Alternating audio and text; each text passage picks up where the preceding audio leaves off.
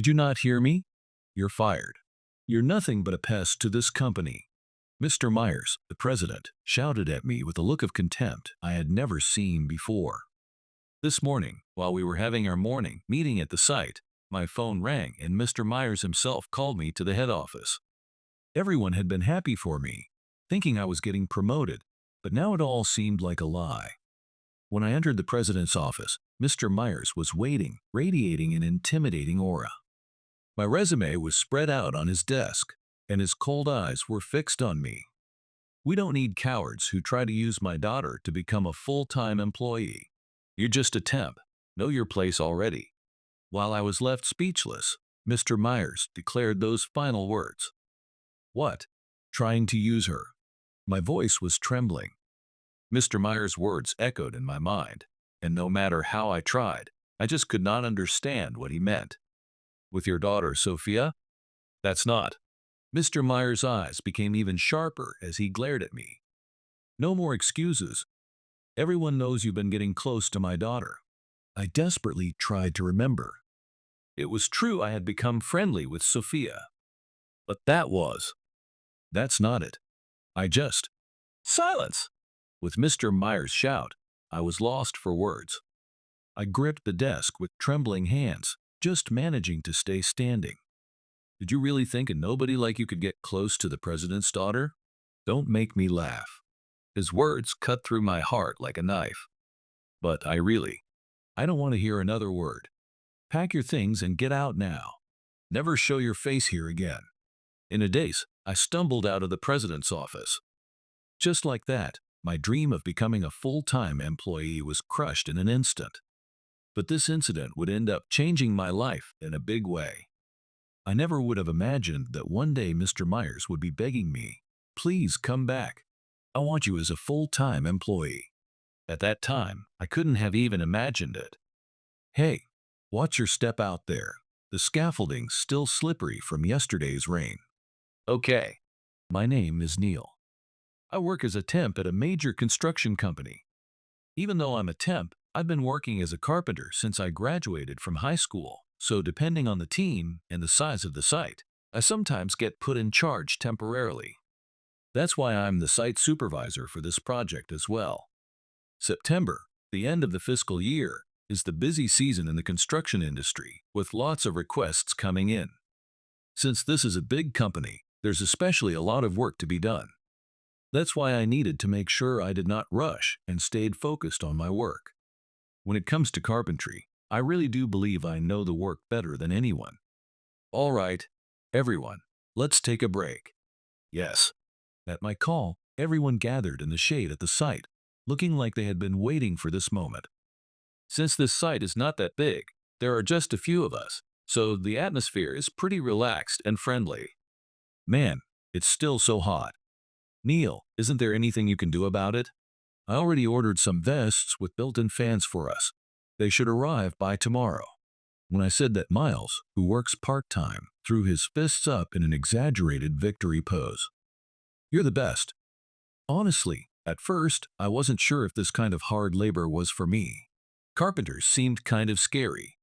But thanks to you, Neil, I'm really motivated now.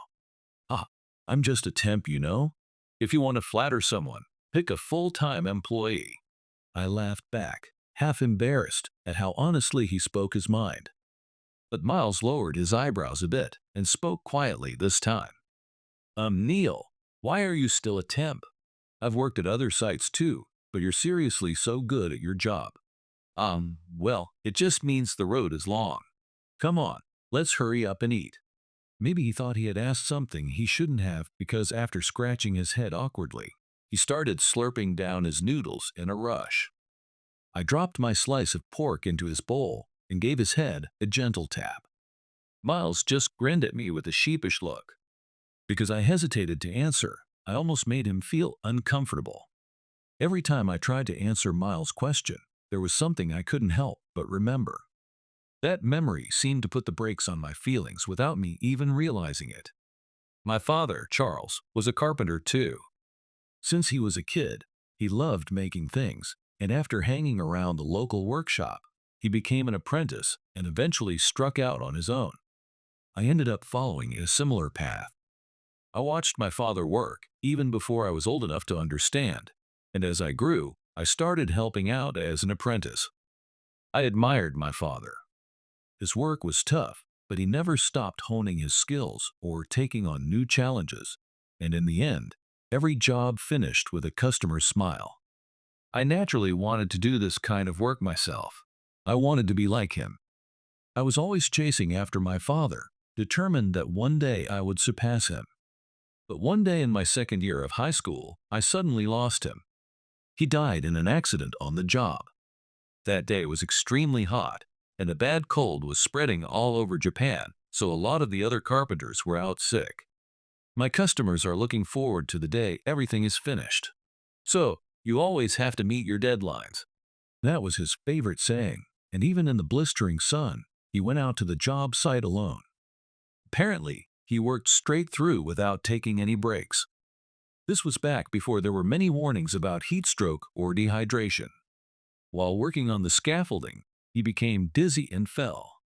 He never made it home. My family was never well off, but neither my mother nor I ever felt dissatisfied about that.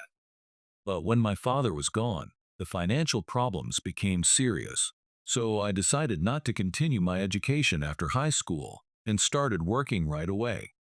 My mother, who was not in the best of health, apologized to me, but I pulled myself together and got to work. That was possible because I managed to get a temp job at Myers Construction, the big construction company where I work now. Someone from the temp agency that specialized in carpenters really pushed for me to be hired. If I wanted to rebuild my father's closed workshop, I needed a lot more experience. And I wanted to build connections too. So first, my goal is to become a full-time employee here and then eventually go independent. That's what I'm working toward every day. I always work quickly and carefully, and I never waste time when it comes to improving my skills. And now, I'm trusted enough to sometimes be put in charge of sites, even temporarily, and I have people like Miles who look up to me. Safety first. As lunch break ended and everyone headed back to work, I called out a reminder, half to myself, as a signal for the afternoon's work to begin. I was full of hope about pushing straight ahead toward my goal, but little did I know, the real turbulence in my life was just beginning. The Monday after our day off felt a little special. I had told everyone about it a few days before, but since morning, there was a kind of restless energy all over the job site. Even Miles, who usually showed up and left with his hair all messy, came in with it styled like a nightclub host. When I gave his head a knock, he mumbled, "Hey, it's fine to look a little sharp now and then," but I just ignored him and started the morning meeting. Good morning, everyone. So, as we discussed, here's today's plan. Even as I tried to start as usual, I couldn't help but notice we were already running behind schedule. Just then, a luxury car slowly came to a stop at the entrance to the site. Everyone turned to stare as a woman stepped out. I know nothing about designer brands, but even I could tell that her pantsuit was nothing you'd find in an ordinary store. She was wearing a pantsuit that hugged her figure perfectly, along with a pair of heels. Her long hair, reaching all the way to her waist, fluttered in the wind, framing her well-proportioned face. That face, however, looked clearly annoyed. Are you Sophia?" There was really no need to ask, but as a formality, I confirmed anyway. She crossed her legs, folded her arms, and glanced at me before replying. "That's right. Didn't my father tell you? Ugh. Why do I have to go through this? Are you the person in charge?" "Ah, yes, I'm Neil. I look forward to working with you starting today." The reason today felt a little special was because Sophia, the only daughter of Mr. Myers, was starting work at the site for a month as part of her learning experience. Word about the president's daughter being a real beauty was well known throughout the company, so it's no surprise everyone was a bit on edge. I took off my helmet and gave a polite bow, and Sophia looked me over from head to toe before sighing deeply. Her attitude didn't make me feel very good, but I led her over to where everyone was gathered. We introduced ourselves, but her bad mood stayed with her, and it seemed to be making everyone else nervous too. And just as I feared, The atmosphere kept getting worse. Hey, Neil, is there no chair here? Am I supposed to stand and just watch? Uh? This site is almost finished, so the higher-up said you should stay close by and observe, but not do anything dangerous. At my words, Sophia's tone got even more frustrated. What did you say? I was told I'd just be observing. Are you saying I have to get covered in sawdust too? Hey, calm down. I'll check with the office. Everyone was feeling the tension, and work was already starting to slow down. Honestly, I wished she would just go home, but I called the head office anyway. The answer I got back was exactly what I'd been told from the start. This is the worst. Muttering under her breath, Sophia was handed off to Miles, who was supposed to help her get ready, while I went back to directing the team, already behind schedule. We were working on a house for a family of 3. Not every client is the same, but for many, buying land and building a house means creating the place where they'll spend their whole lives. The job was almost done, but there was no room for cutting corners. Everyone on this team was highly skilled and took pride in their work, so I trusted them completely. It had been more than 30 minutes since I'd left Sophia with Miles. Since there were no other women on the team, I felt bad that she had to use the simple prefab hut to change, but it was taking way too long. Frowning, I headed for the hut. Just as I did, Sophia came out, with Miles trailing behind her, awkwardly carrying a chair. Neil, is this okay? What do you mean by this? I've changed enough, haven't I? What's with these heavy shoes? I'm definitely getting a foot massage after work to get rid of this swelling. Sophia was still grumbling nonstop, and I stared at her. I had asked her to wear the same work clothes as everyone else and told Miles to show her what safety gear to put on. But even though she had changed into safety shoes, she wasn't even wearing a helmet. She said wearing a helmet would mess up her hair since she took the time to style it. Like me, see? And we're almost done with the heavy work. So, is it really a problem? Miles must have tried to explain things, but he couldn't win the argument with her. And now, with me standing right in front of him, he didn't know what to do. Miles, put the chair down and get back to work. Yeah. Miles ran past, and I was left alone with Sophia. She made no attempt to hide her annoyance, turning away from me. As I said earlier, you're supposed to observe the work up close. But if you don't put on proper work clothes, I can't let you in. Aren't you overreacting? I've been to bigger sites before and sat in a chair dressed like this, and no one said a thing. You should be praising me for at least changing my shoes. Sophia kept her arms crossed, glaring at the safety shoes on her feet. I took a deep breath and took off my own helmet. Then, stepping closer to her, I put the helmet on her head, whether she liked it or not. Hey, stop it. What do you think you're doing? You absolutely cannot enter the site without a helmet. I told you, I don't want to. I'm not doing anything, so what's the problem? How do I even get this off? As I watched her fuss and complain, struggling to take off the helmet, I spoke to her slowly. The most common accidents for carpenters are falls and slips. There are other risks too, but what you really have to watch out for, the scariest thing of all is, maybe because I sounded so serious, Sophia stopped what she was doing and asked, "What?" It's secondary accidents. Huh? Sometimes called secondary damage. It's when an accident leads to another accident. Have you ever heard of it? If there's a fall or a collapse, then someone just happens to be in the wrong place at the wrong time. At that, Sophia threw her hands up toward me and cut me off with a shout. Okay, it's dangerous, I get it already. Accident stories freak me out. I'll wear the gear, okay? I'm glad you understand. I'll help you. Thanks. Sophia went back inside to change into the clothes we'd set aside for her. Of course, I waited outside. This time, it was less than 10 minutes before she came back out. Is this right? I mean, is this even work clothing? Yeah, there are a lot more options now. There are even lines just for women. Those old baggy pants are getting less common, too. There you go. Looks great. I don't feel great about it, though. Sophia said, but in the end, she put on her helmet. Oh, did you not find a helmet inside? That's mine. Whatever. I'll forgive your little lecture to the president's daughter. So, what am I supposed to do? Her attitude was the same as ever, but at least she was finally at the starting line. I put my own helmet back on and led her onto the site. From a spot where we wouldn't be in the way, I explained everyone's work to Sophia. Honestly, based on how she'd acted earlier, I was worried, but to my surprise, her eyes were filled with curiosity. She started firing off questions about everything that caught her attention. When we got to Miles, she even showed off her work clothes to him and said, "I actually kind of like this.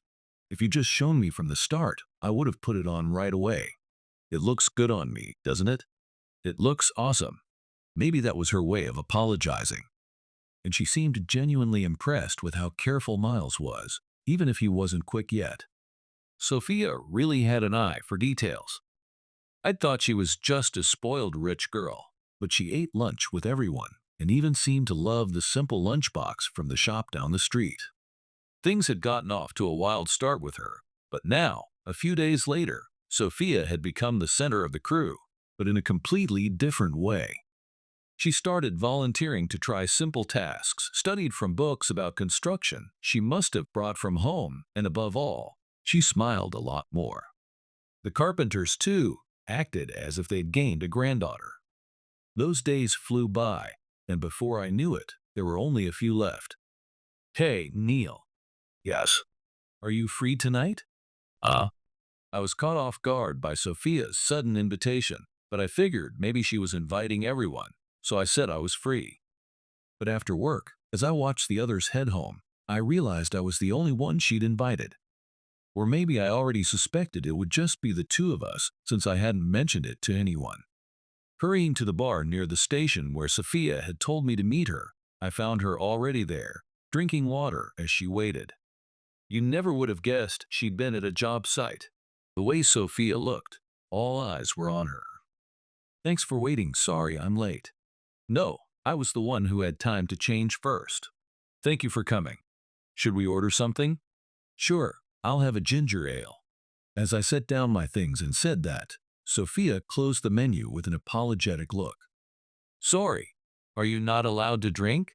"No, I just don't drink while I'm working on a project. Once it's over, I'll make up for it." "Haha, you really are serious, even though it's all finished now." Sophia ordered a ton of food, and the two of us toasted with ginger ale and orange juice. "Tomorrow is my last day. Before that, I wanted to talk with you again, Neil. No need to be formal. We're about the same age, and I'm just a temp. Please, just relax." "No way. You're the leader at that site, and that's how it should be." "Haha, you're serious about everything.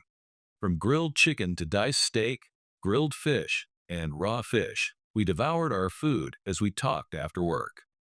Even as she ate, there was something refined about Sophia that made me realize again just how different our backgrounds were. It was while I was thinking about that she spoke up. "I know it's a little late, but I really am sorry about that first day." Well, looking back now, I guess it was just an unusual day. I always knew as an only child I'd eventually have to take over the company. But when you're a student, you get interested in all kinds of things, right? Fashion, music, and all sorts of stuff, but never once carpentry. Then suddenly you grow up, and you're told the path is set, and now they're even saying I need to find someone to marry. I just couldn't see myself taking over. I thought maybe if I acted difficult, if I made people dislike me, my father would give up. But since I'm the president's daughter, people just let me get away with anything. It was only after I came here and worked with all of you that I really faced what it means to be a carpenter.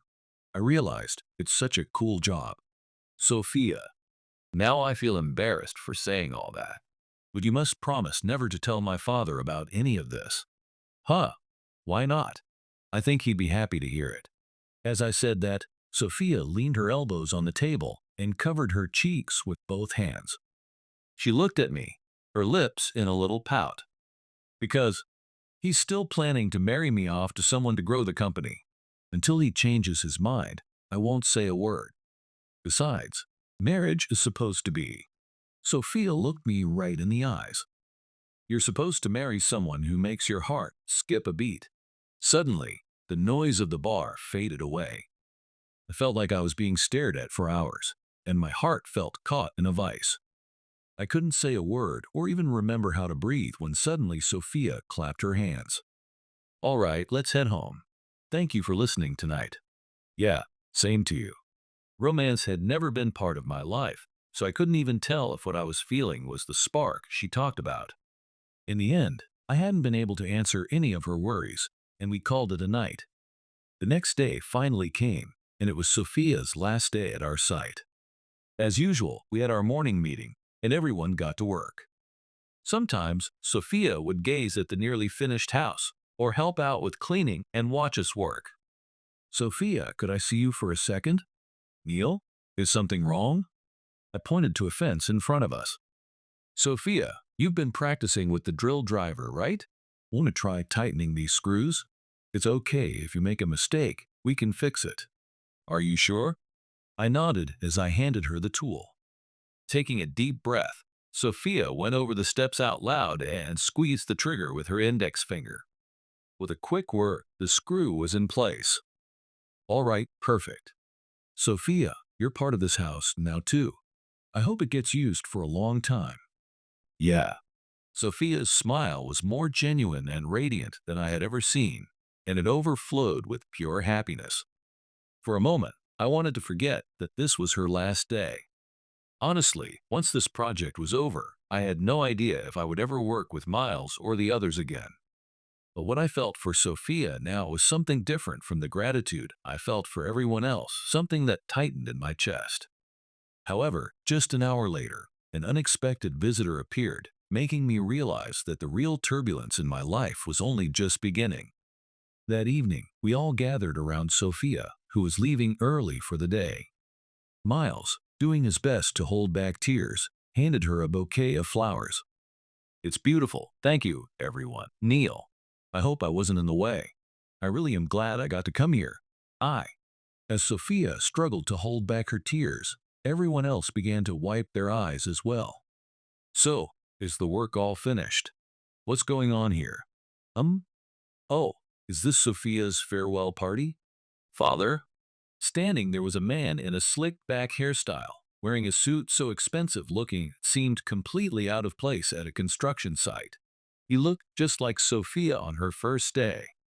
For a moment, everyone froze, but Sophia's words snapped us out of it. I'd never spoken to him before, but I recognized that face from company newsletters and industry magazines. He was Mr. Myers, the president of the company. Mr. Myers, good evening, sir. What brings you here? So you're Neil? Thank you for looking after my daughter. Well, it's rare, but it seemed like she was actually interested in the work, so I thought I'd stop by on her last day and see how things were going.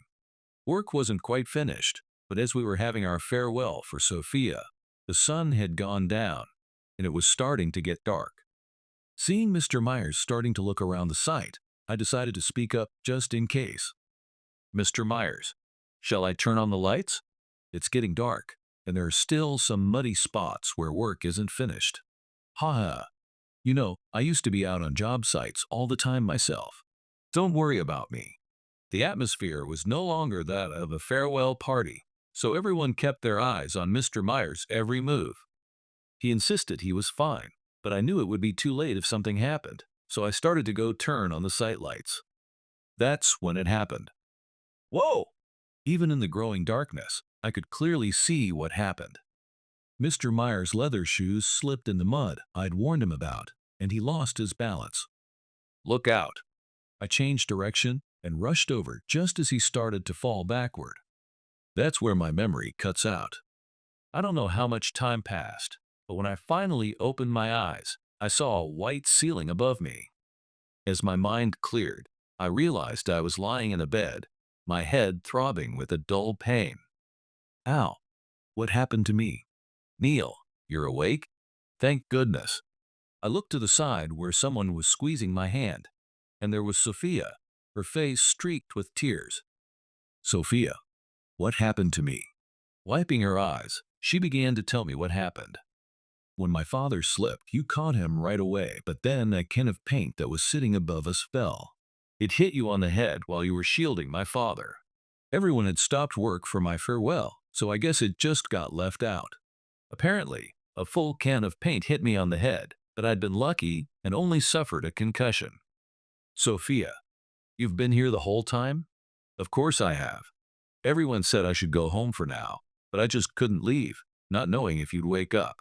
She glared at me, but her face softened, and tears threatened to spill again.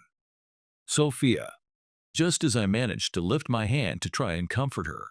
I'm coming in. Ah, you're awake. Thank goodness. The one who burst into the room was Mr. Myers. He came right up next to Sophia, placed his hand on the bed rail, and bowed his head. Neil, I'm truly sorry. I'm so ashamed of myself. Mr. Myers, are you all right? I'm fine now, so please don't worry about me. Mr. Myers shook his head. His eyes were tightly shut. Soon after, the attending doctor hurried in. It was Sophia who had pressed the nurse call button. As the doctor started to check on me, Mr. Myers pulled Sophia's arm. Father, the doctor's here now. We shouldn't get in the way, so let's go. But, even as she was pulled out, Sophia kept looking back at me. I just smiled and nodded, seeing them off.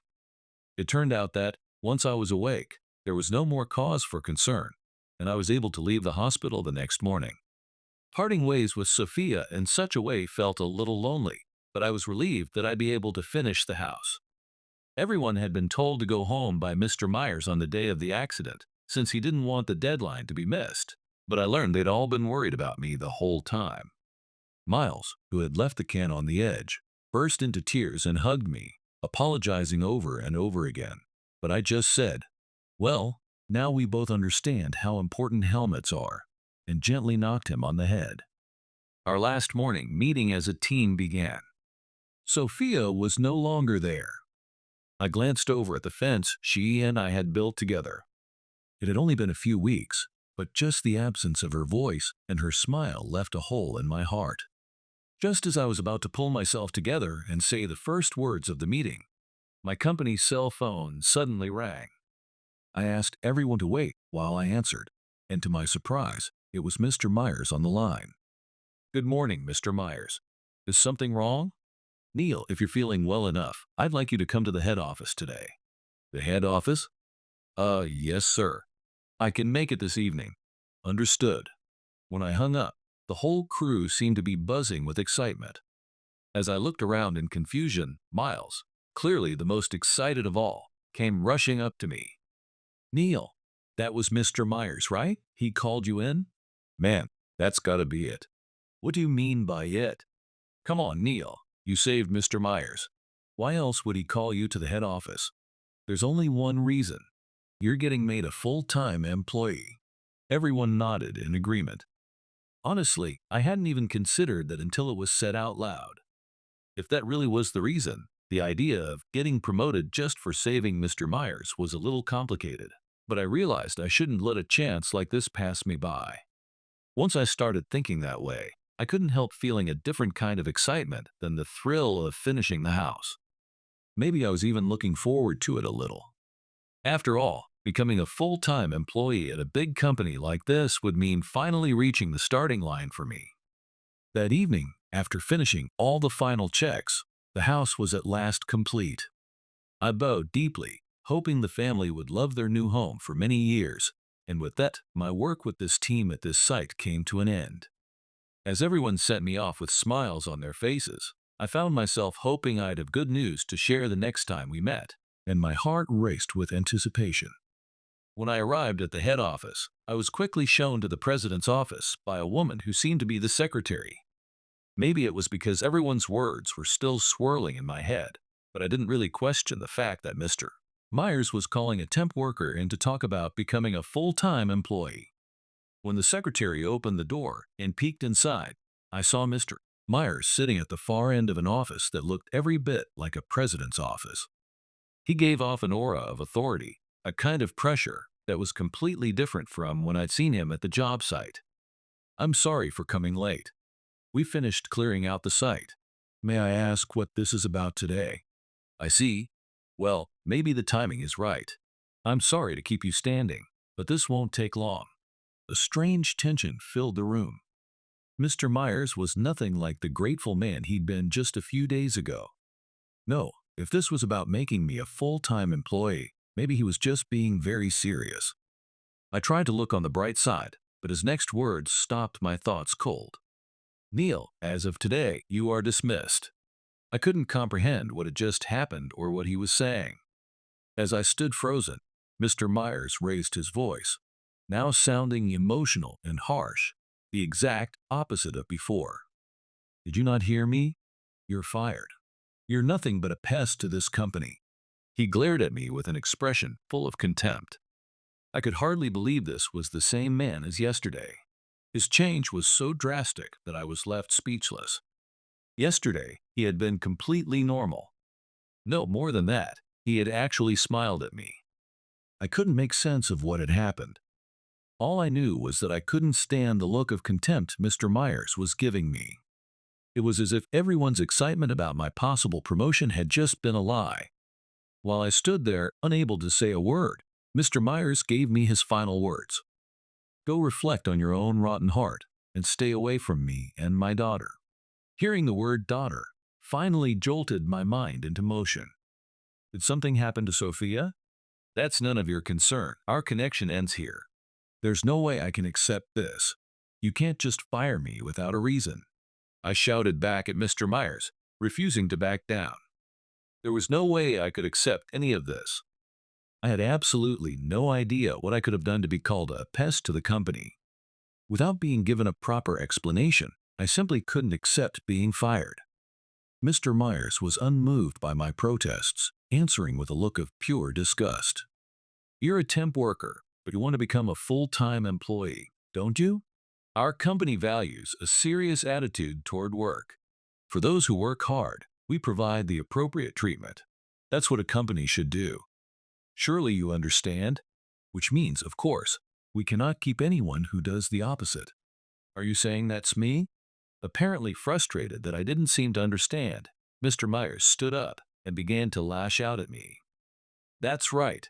Instead of relying on your own abilities, you tried to get promoted by cozying up to my daughter. I can only see that as rotten to the core. I've sent people your age to the sites before, but I've never seen this happen. What did you do? Sophia is a kind girl. Did you make up some sad story to get her sympathy? Mr. Myers' angry outburst showed no signs of stopping.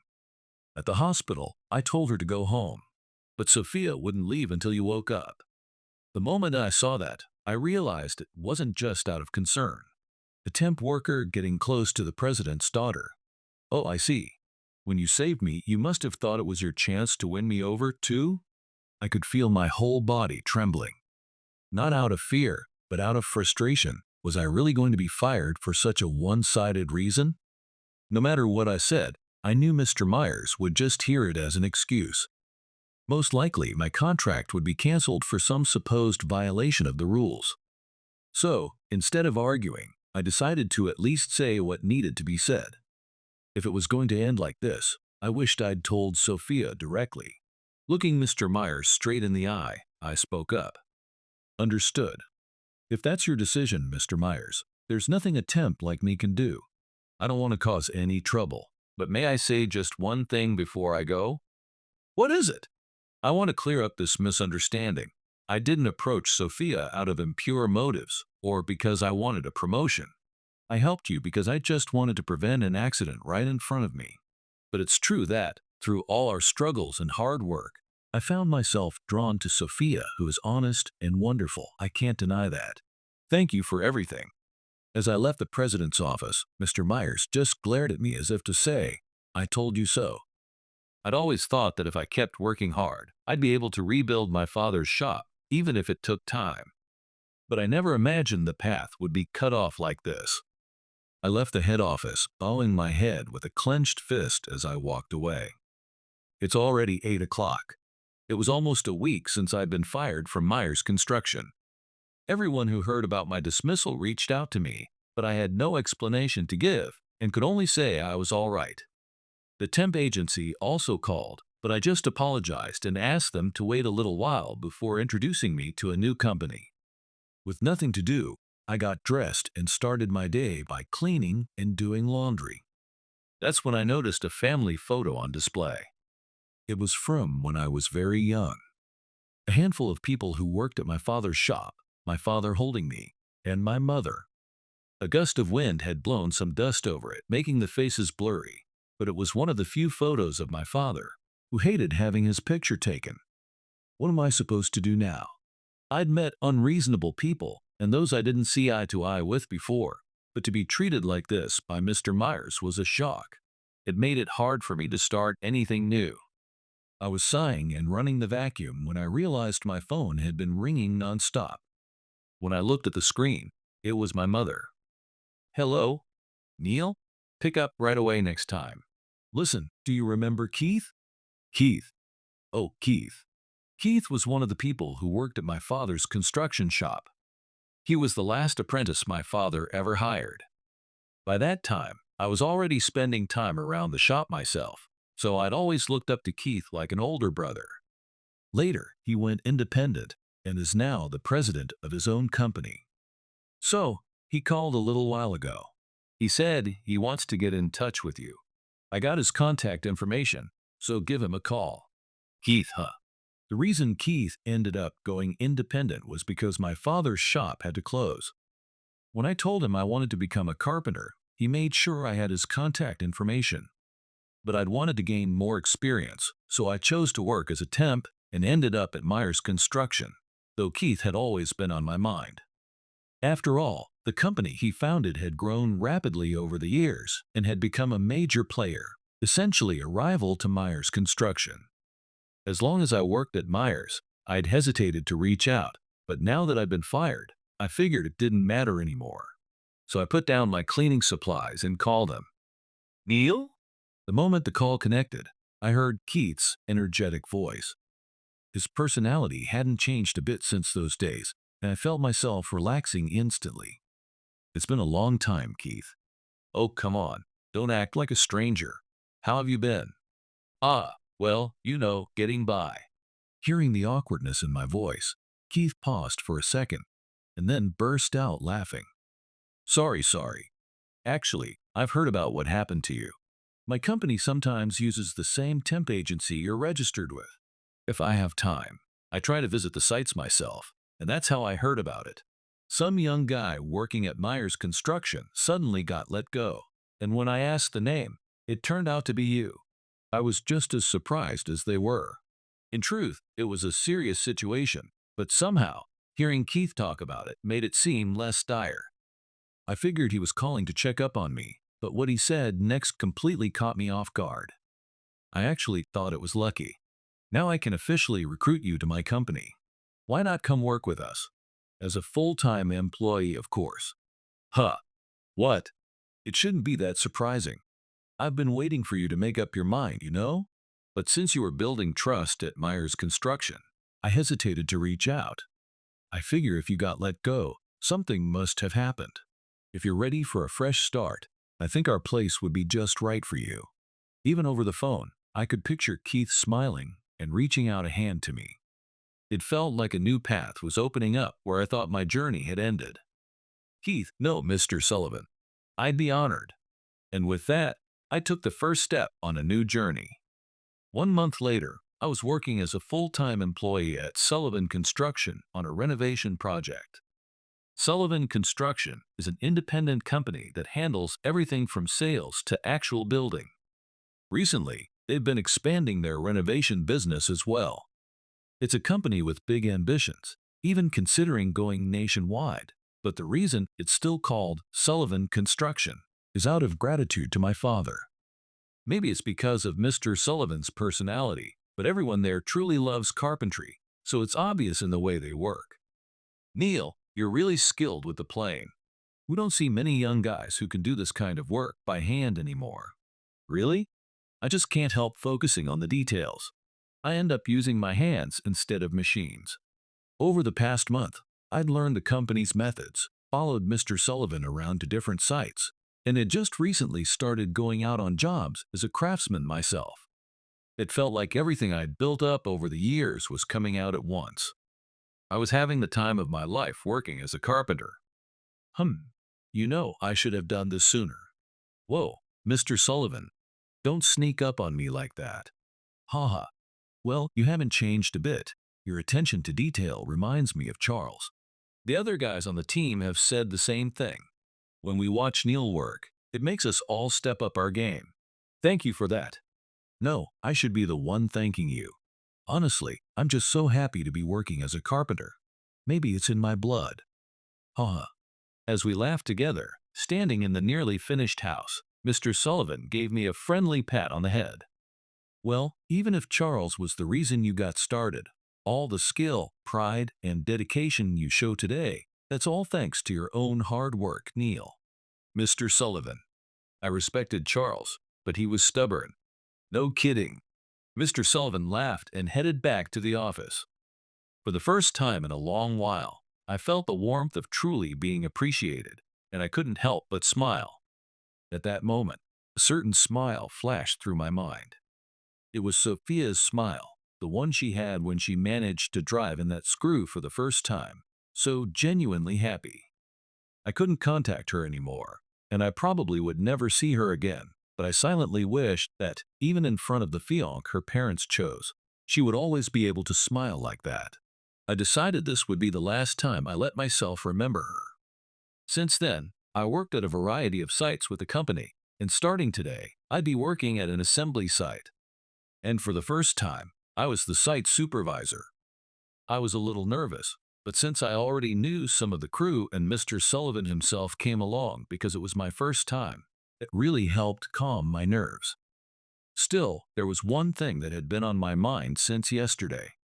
I'd been getting repeated calls on my phone from the main office of Myers Construction. Even this morning, they had called several times. It seemed the calls had finally stopped, but I was a dismissed employee after all. Even if there was something they needed, the company should be contacting the temp agency, not me personally. I decided it must be some kind of mistake and never called back. More than anything, my focus was on my current job. Just as I was about to shake off my nerves and start the meeting, I heard the screech of brakes. Everyone instinctively looked over, but when I saw the car, my eyes went wide.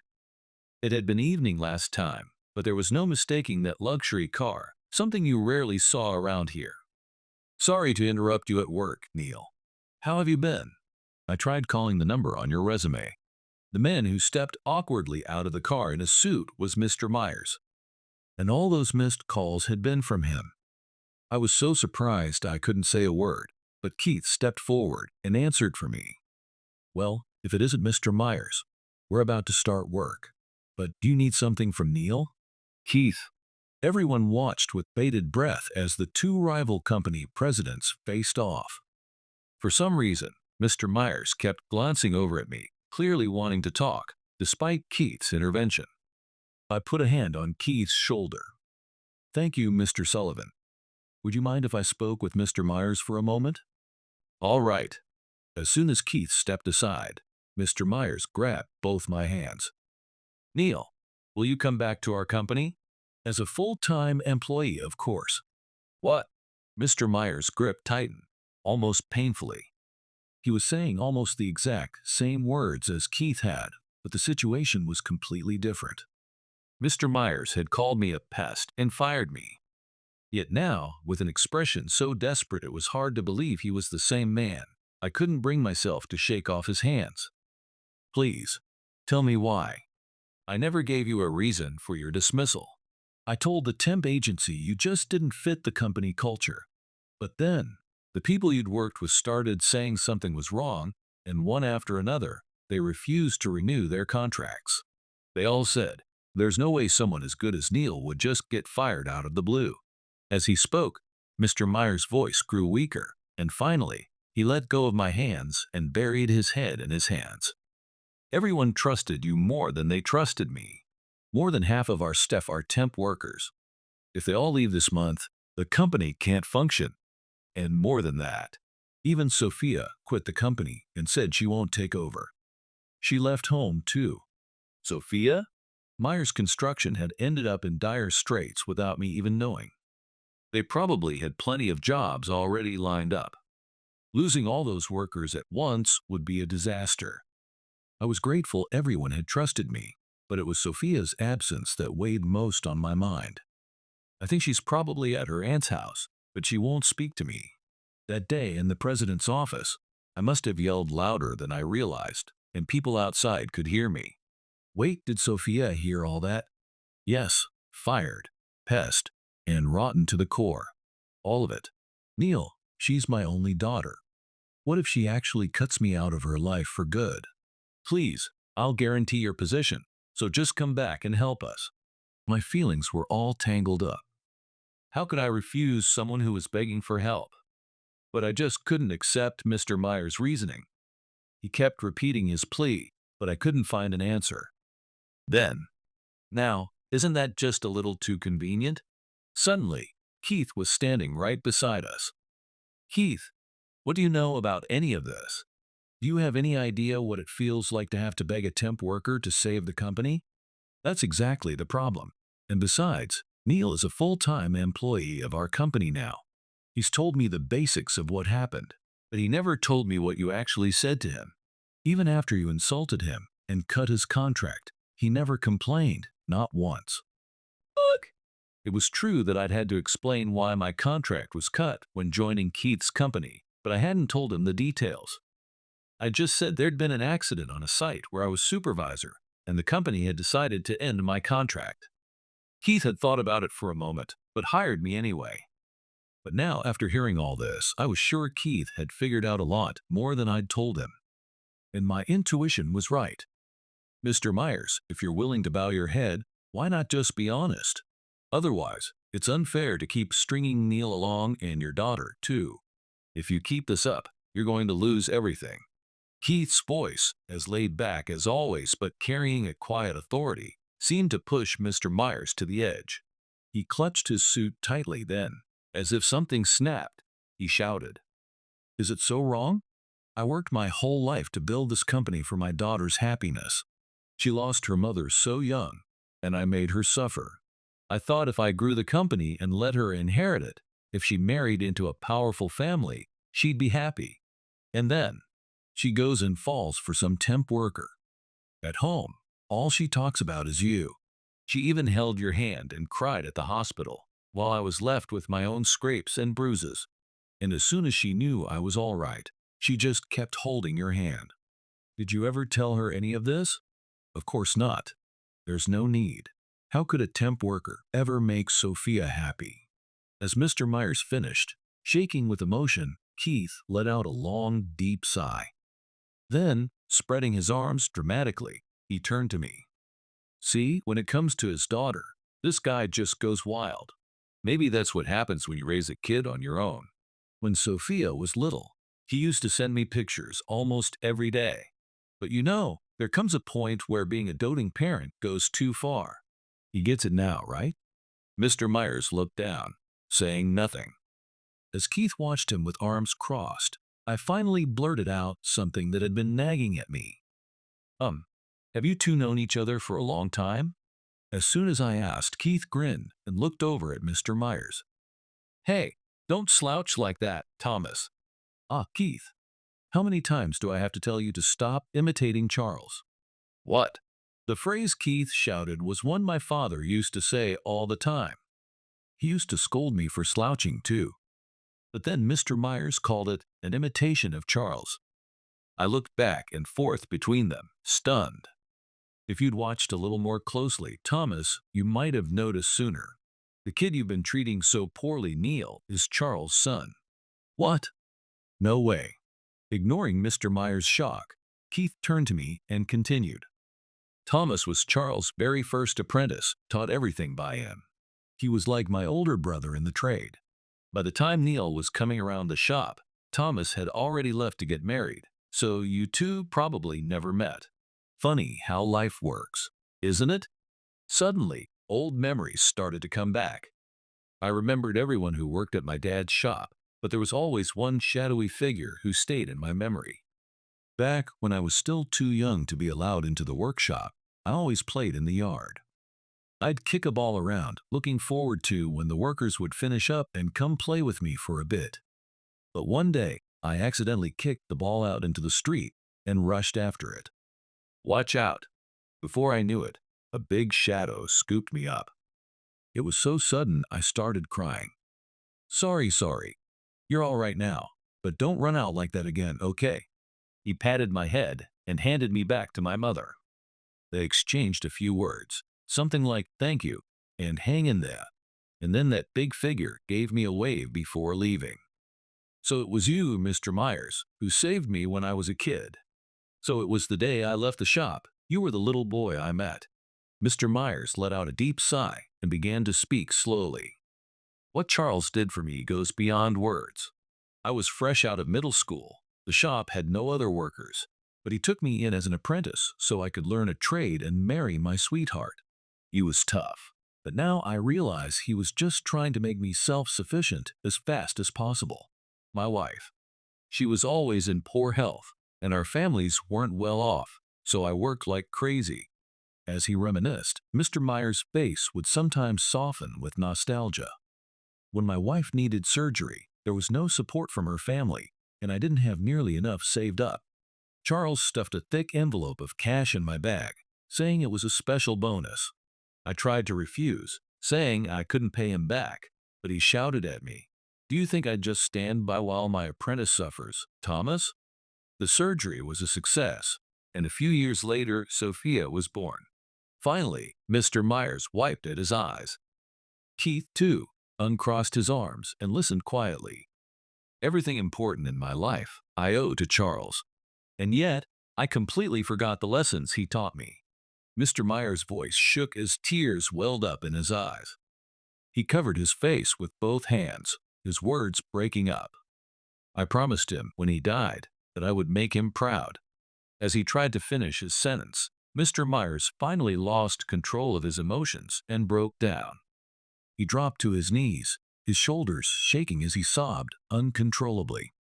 Somehow, I twisted the meaning of it all myself. What a fool I am.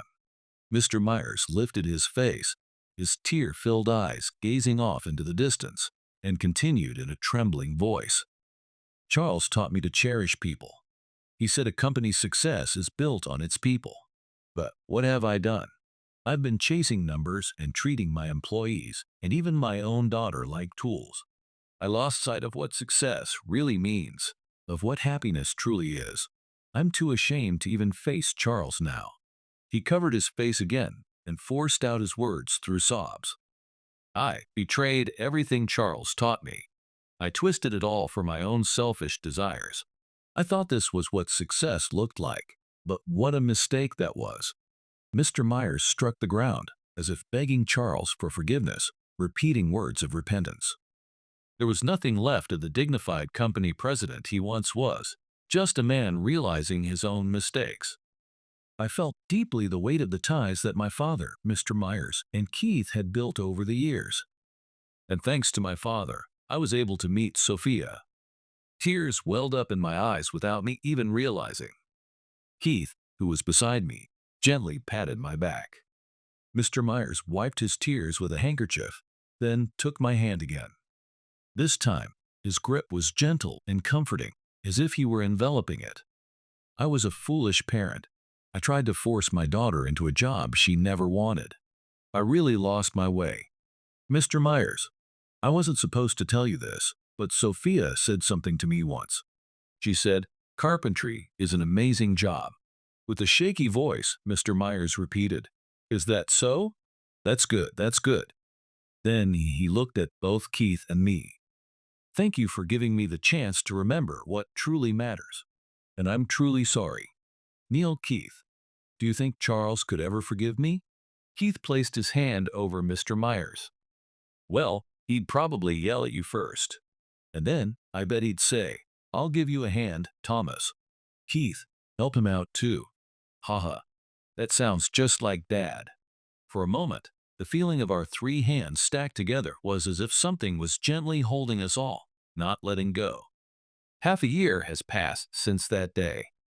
After that, before the temp contracts expired, Mr. Myers visited every temp worker in person to explain what had happened and to apologize. I also caught up with the person in charge of my temp assignments and talked with some of the other temp workers who happened to visit Sullivan Construction. In the end, everyone agreed to stay on, so Myers Construction managed to avoid disaster. With the hiring system improved, morale among the workers is higher than ever. Mr. Myers himself now makes frequent visits to the job sites, like Keith does. He's made it his motto to really get to know the people and the work on the ground. Keith jokes that the first thing he needs to do is relax that wrinkle in his forehead. Neil, I'm really in a tough spot, you know. What are you complaining about now? I went temp so I could follow you. But now that Myers Construction is offering such good terms, I can't decide what to do. Even as he claimed to be agonizing over it, Miles was eating his lunch at full speed, so I gave his head a little tap and started in on my own lunch. The reason I was here, enjoying this nostalgic scene, is because Myers Construction and Sullivan Construction began a business partnership last month.